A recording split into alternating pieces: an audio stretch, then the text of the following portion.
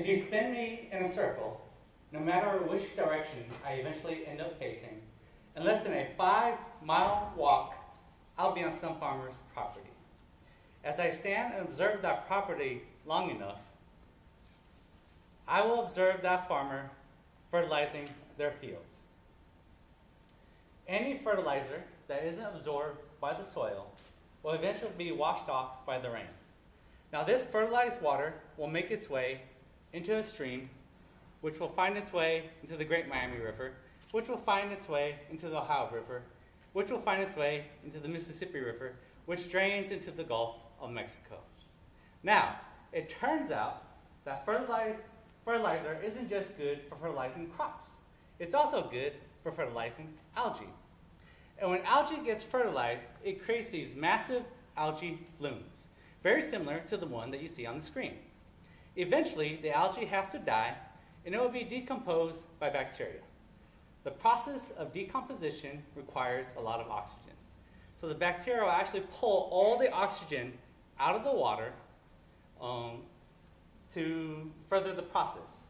Now, if you happen to be anything in the water, say a fish that needs oxygen, you will suffocate. And not just you, but all of your fish buddies with you. You'll be pushed out by the tide onto the shore, where you'll be eventually discovered by somebody.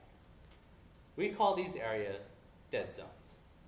In 2017, the dead zone in the Gulf of Mexico was the size of Connecticut. And this isn't just a Gulf of Mexico problem. It's also an Ohio problem. In 2015, a 500-mile stretch of the Ohio River was declared a dead zone. Now I know what you're thinking. You're thinking, it's those farmers. We have to stop the farmers. This isn't that kind of story.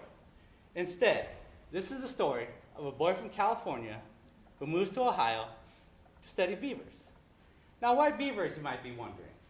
It turns out that the dams that beavers build actually filter out two nutrients that algae needs to grow: phosphates and nitrates.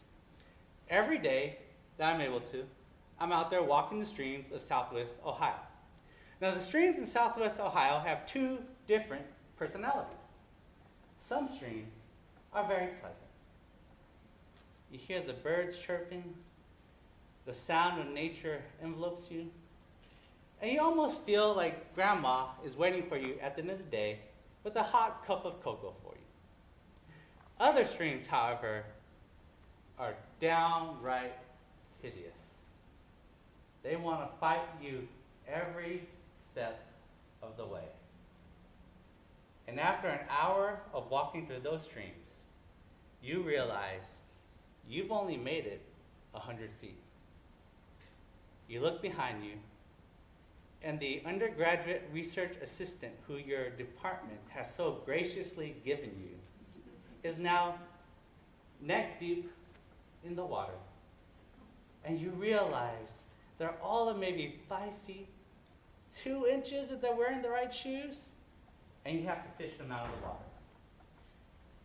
Regardless, the important thing at the end of the day is if I find a beaver dam or not. Is it disappointing if I don't find a beaver dam? Yeah, I'm a little disappointed. I feel like I've wasted 8 hours of my day. But other days, you find the behemoth. And you take that information and you enter it into a species distribution model. That's just the name of the model that I am building that will tell me where beavers like to build their dams. Our early data tells us that beavers like to build their dams in what we call perennial low gradient streams. That's just a fancy way of saying a stream that always has water flowing through it and that isn't very steep.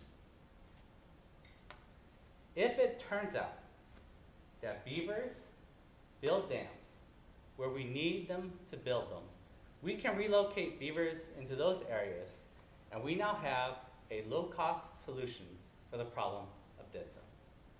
And in case you're wondering, not more than 10 feet from where I am standing in this photo is where I had to fish out my undergraduate research assistant. Thank you.